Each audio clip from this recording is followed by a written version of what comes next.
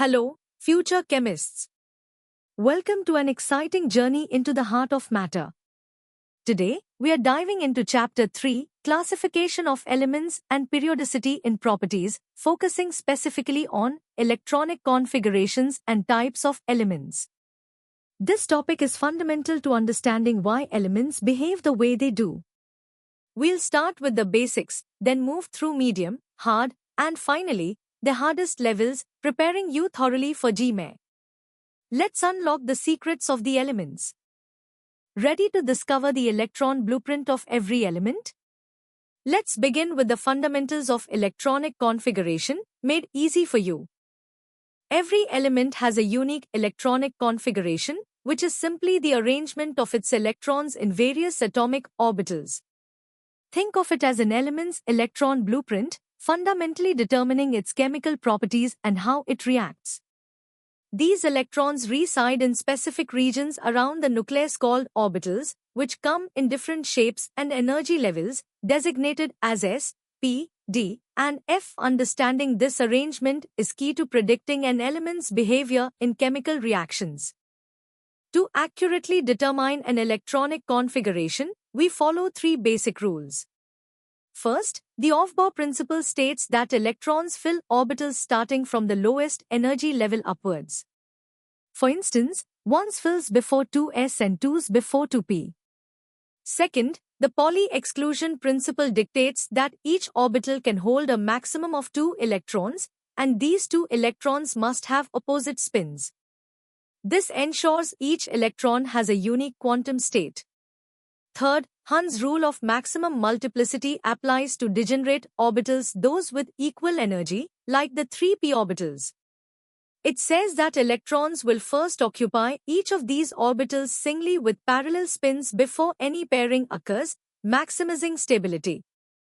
These rules, together, allow us to correctly fill electrons into an atom's orbitals and classify elements into S, P, D, and F blocks based on where the last electron is placed.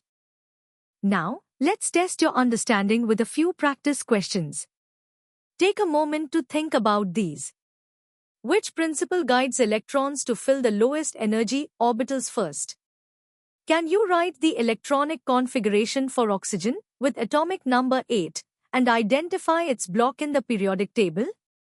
And finally, considering nitrogen with atomic number 7, how many unpaired electrons would you expect in its p subshell according to Hund's rule?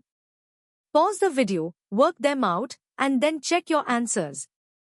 Alright, let's deepen our understanding. We are now moving into the medium level, where we'll explore the why behind these configurations and delve into more detailed characteristics. At the medium level, we refine our understanding of the Aufbau principle. The N plus L rule is crucial here. It helps determine the relative energy of orbitals. Orbitals with a lower sum of principal quantum number, N, and azimuthal quantum number, L, fill first. If the sums are equal, the orbital with the lower, N, value takes precedence. This rule explains the entire filling sequence, from 1s all the way through 7p, and underpins the very structure of the periodic table. For instance, it clarifies why 4s fills before 3d, a common point of confusion. Next, let's revisit the Pauli exclusion principle through the lens of quantum numbers.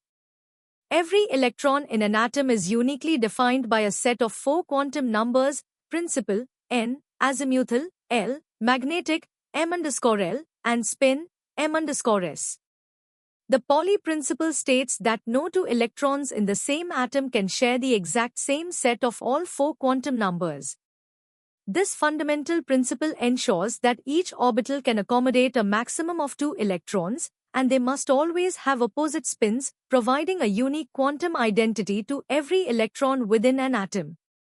This uniqueness is vital for atomic stability. Hund's rule of maximum multiplicity ensures maximum stability in an atom's ground state. When electrons fill orbitals of equal energy, known as degenerate orbitals, they prefer to occupy each orbital singly with parallel spins before any pairing occurs. This arrangement minimizes electron-electron repulsion, thereby maximizing the atom's stability. For example, in a p subshell with 3 electrons, each of the 3 p orbitals will receive 1 electron with parallel spin, rather than 2 electrons pairing up in one orbital and leaving another empty.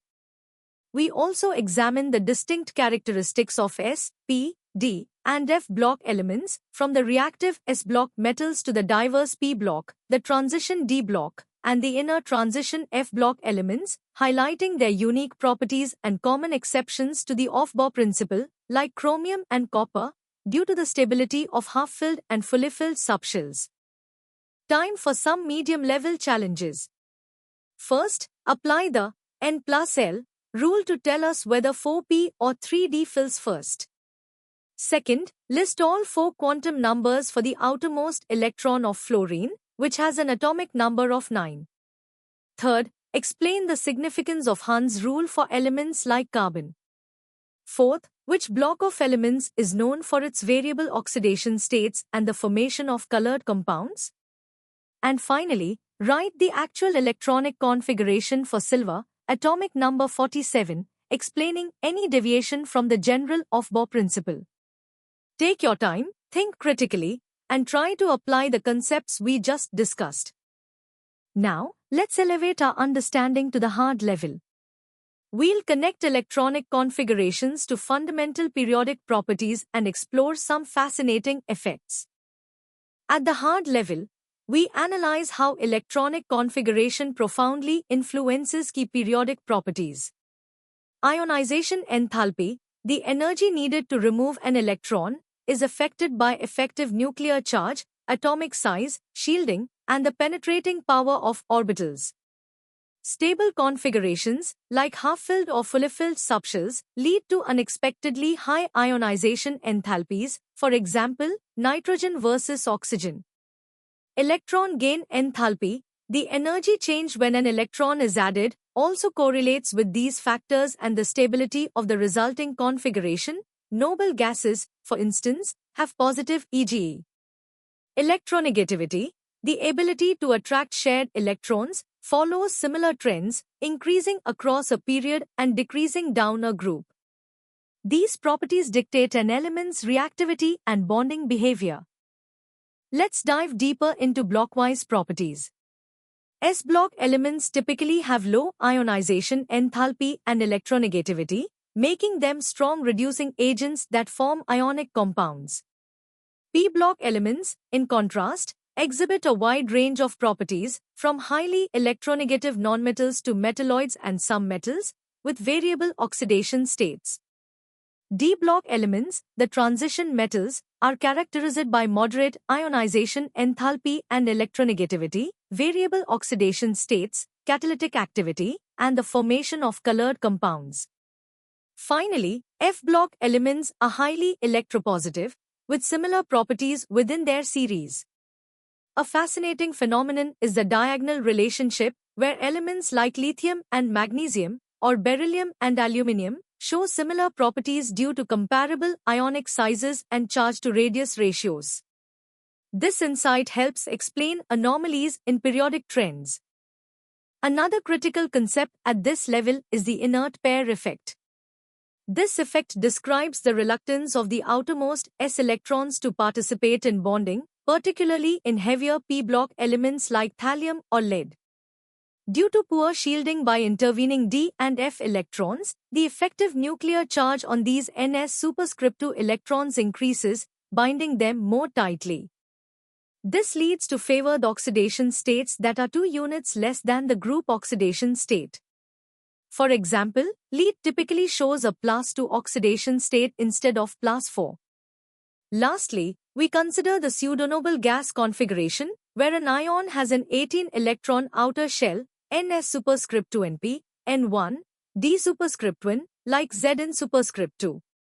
This configuration results in a higher effective nuclear charge and greater polarizing power compared to a true noble gas configuration, leading to more covalent character in their compounds. Alright, it's time for some hard-hitting questions. First, explain why nitrogen's first ionization enthalpy is higher than oxygen's. Second, How does a halogen's electron configuration affect its electron gain enthalpy compared to a noble gas? Third, why does electronegativity decrease down a group? Fourth, identify two elements showing a diagonal relationship and one shared property. Fifth, predict and justify tin's most stable oxidation state considering the inert pair effect. Sixth, write the configuration for Ga superscript 3 and discuss its pseudonoble gas configuration. And finally, compare expected versus actual ionization enthalpy trends for group 13 elements. Give these your best shot. Welcome to the hardest level. Here, we'll tackle concepts at the cutting edge, connecting electronic configurations to advanced quantum mechanics, competitive exam depth, and real-world engineering insights. Get ready to challenge your understanding. At this deepest level, we encounter relativistic effects which become significant for very heavy atoms. For elements with high atomic numbers, inner s and p electrons move at speeds approaching light, leading to a relativistic mass increase and subsequent contraction of these orbitals. Conversely, d and f orbitals expand due to increased shielding. These subtle changes profoundly impact chemical properties. For instance, they contribute to gold's unique yellow color and mercury's liquid state at room temperature by altering energy gaps and bonding strengths. Furthermore, these relativistic effects can even enhance the inert pair effect, making Ns superscript 2 electrons even more reluctant to participate in bonding, influencing the stability of lower oxidation states in heavy elements. The lanthanoid contraction is another critical phenomenon. This refers to the steady decrease in atomic and ionic radii across the lanthanoid series. It arises from the very poor shielding ability of 4f electrons, which fail to effectively screen the increasing nuclear charge. This results in a higher effective nuclear charge on the outer electrons, pulling them closer to the nucleus. The major consequence is that elements of the 4d and 5d transition series, like zirconium and hafnium, end up having remarkably similar atomic radii and chemical properties, making their separation extremely challenging. This contraction also leads to higher densities for 5d transition metals and impacts their ionization energies. Understanding this effect is crucial for advanced inorganic chemistry. Electronic configurations play a pivotal role in coordination compounds, as explained by crystal field theory. Here, the d orbitals of a central metal ion split into different energy levels under the influence of ligands.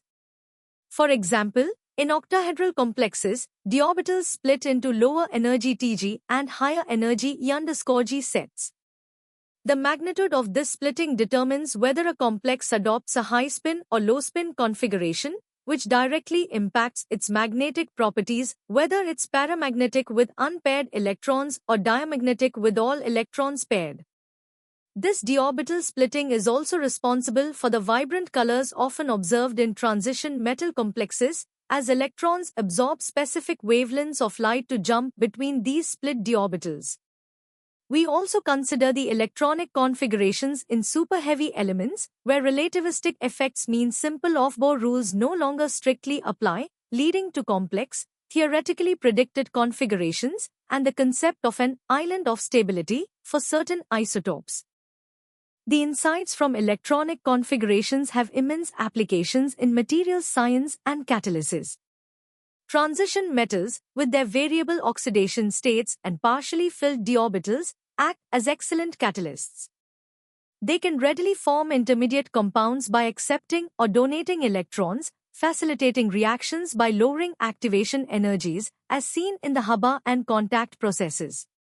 Moreover, the presence of unpaired electrons in d and f blocks gives rise to crucial magnetic properties, leading to materials used in powerful magnets.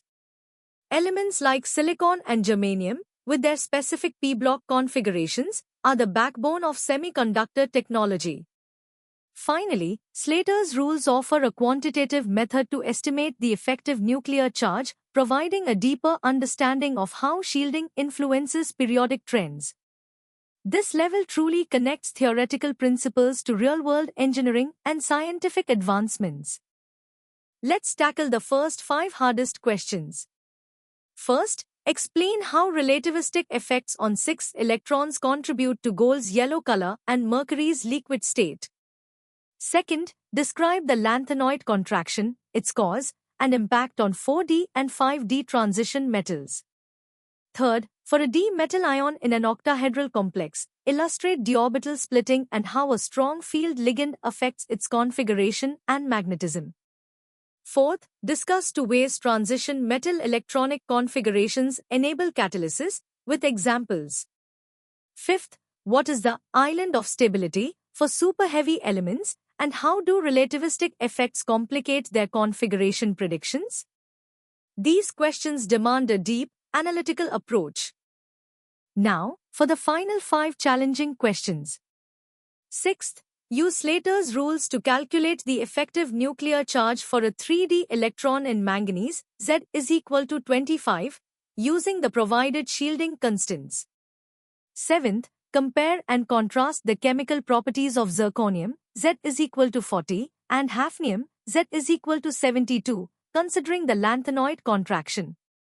Eighth, explain how d orbital splitting in coordination compounds accounts for the vibrant colors of many transition metal complexes. Ninth, name 2 other technological applications, besides catalysis, where the specific electronic configurations of d block or f block elements are crucial. And 10th, how does the inert pair effect, potentially enhanced by relativistic effects, influence the maximum observed oxidation state for thallium compared to boron? Good luck! And that brings us to the end of this comprehensive session on electronic configurations and types of elements.